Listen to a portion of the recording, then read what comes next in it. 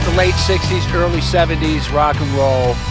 The iconic bands you think of immediately is the Beatles, the Stones, the Zeppelin. But I think the American band, The Doors, has to be in that list. And we're standing on the corner of Santa Monica and La Cienega Boulevard in West Hollywood. This was an epicenter of the Doors world. They rehearsed here, they recorded here, they slept here, they drank here, they ate here. This was 50 years ago that LA Woman came out.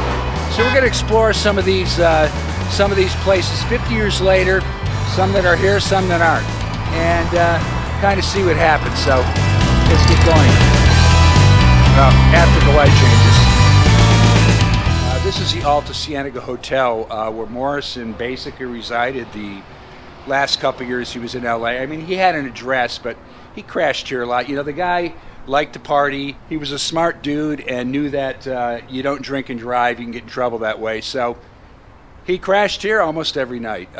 It was near the offices. It was near his whole world was right here. So why not?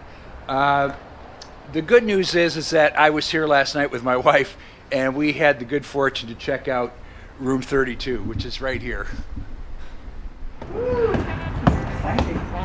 We're renting the room by the minute, by the way. Ooh.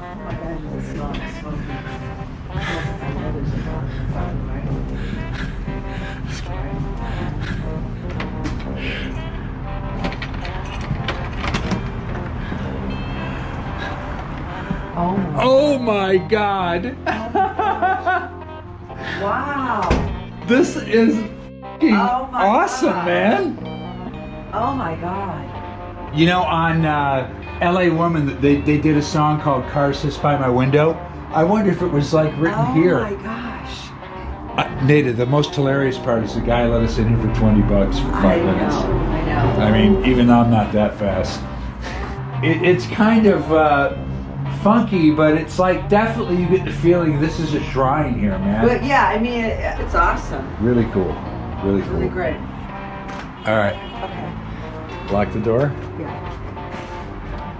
That was it. Goodbye. That's Oh, it. let me turn the light out here. It's very rude to leave the bathroom door light on. Anyways, there's a back way out here. Goes through the alley, and this is the way that Morrison would have went out to go to Monaco Liquor, which is right here on Santa Monica Boulevard. Monaco Liquor is like the liquor store, but it's where the whole band would have stocked up on stuff for rehearsal. Comes right out here on West Knoll. You know, it's kind of interesting about seeing the Alta Cienega Hotel. You know, when Morrison was staying there, he was obviously, that was later in his career, he had to be getting some hefty royalty checks. But he insisted on staying in that place, which is it's a dump, man. And I don't care when you live, 50 years ago or now. And you know, was he doing it because he was a rock star? Or was he doing it because he was an anti-rock star? Or was he just doing it because it was conveniently located? I tend to think all three, so. And anyways, just to give you a juxtaposition, across the street there, that's Black Ship. That was the Doors studio, which we're going to get to in just a minute. So now we're going to walk west down Santa Monica Boulevard 2 blocks, and we're going to show you the old site of the Tropicana Motel, which was a place that Morrison crashed at when his room at the Alta Cienega was unavailable. A lot of history that goes with that place too, so let's check it out. Well, this is what's left of or what replaced the Tropicana. It's a Ramada Inn now. It used to be somewhat of a seedy hotel. I mean, the Stooges stayed here, Bowie stayed here, the Ramones, the Runaways. Tom Waits was a tenant here, basically. He lived at a motel. And there used to be a coffee shop right here, right where this bank is, called Duke's. And that was like the hangout for anybody who lived around here in the morning. Everyone got breakfast and lunch here. I'm sure the Doors and Morrison ate here virtually on a daily basis when they were in town. And there was a phone booth right here, which was infamous because everyone did their business in the phone booth. They didn't have cell phones in those days, obviously. So the Tropicana had the good fortune of being in the right place because it was pretty seedy. It was fairly inexpensive, but it was in stumbling distance of Barney's Beanery, the Rainbow, the Roxy, the Whiskey, the Troubadour, right down Santa Monica here. So Location, location, location. Kind of got this now, just ain't the same. Doesn't have the same rock and roll vibe, but.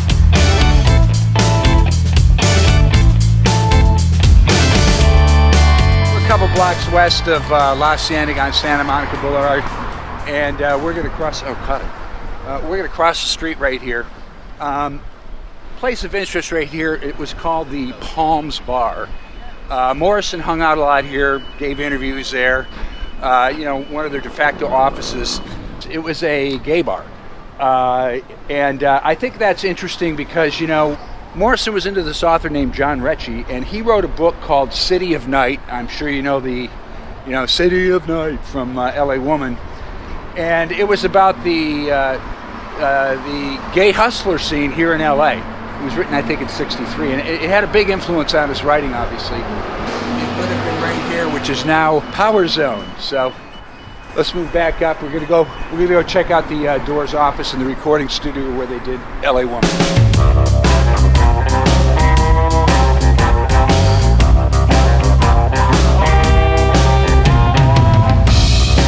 So this, ladies and gentlemen, would have been the Doors rehearsal studio. Their workshop was downstairs here.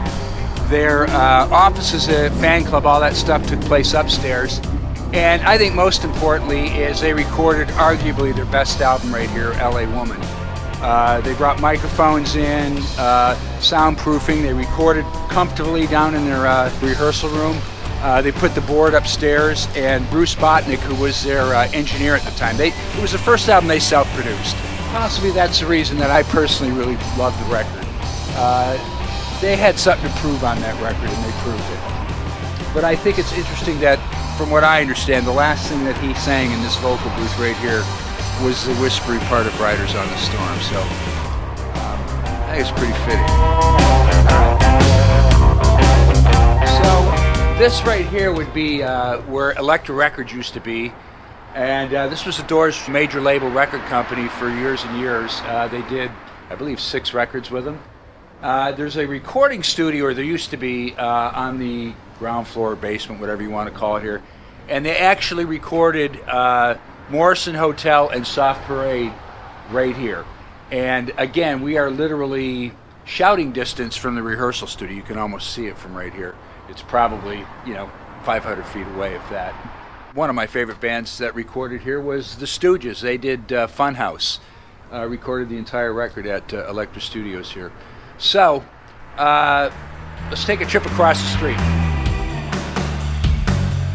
This would be Pamela Creson's Botique, Themis, and which was down here.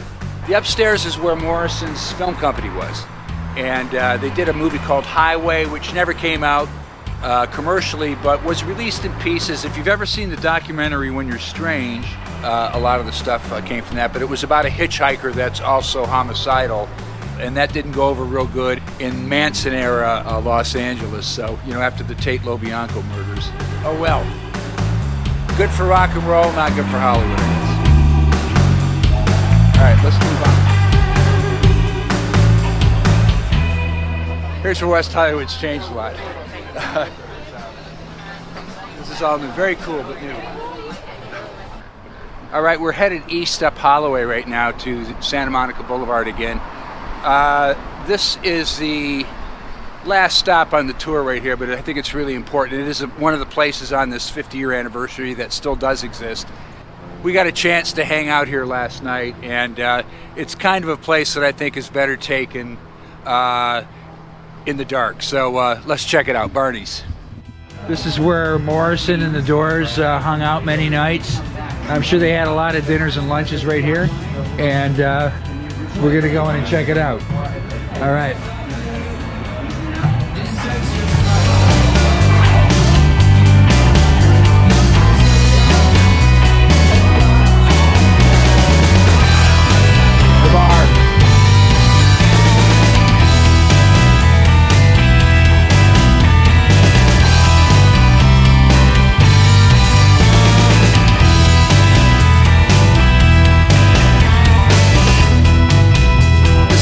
Wrapping it up right now. We're in the West Hollywood neighborhood, right near Santa Monica and La Cienega. pretty much a 2-block radius, the home of the Doors in 68, 69, 70. When they did LA Woman, Morrison Hotel, Soft Parade. It's been a joy to bring you guys. I really appreciate the Doors ever more now that I've kind of been able to study what they were doing and hang out at some of the places they hung out. You understand it a little bit more. The paradox here is a lot of stuff has changed, but a lot of stuff hasn't changed. And what's remained the same is the Doors and their music 50 years later. It's still great and going strong. But if you wouldn't mind, please hit the subscribe button down at the bottom. We'd love to bring you more of these. And for Tim, I'd like to thank you so much for sticking around. All right.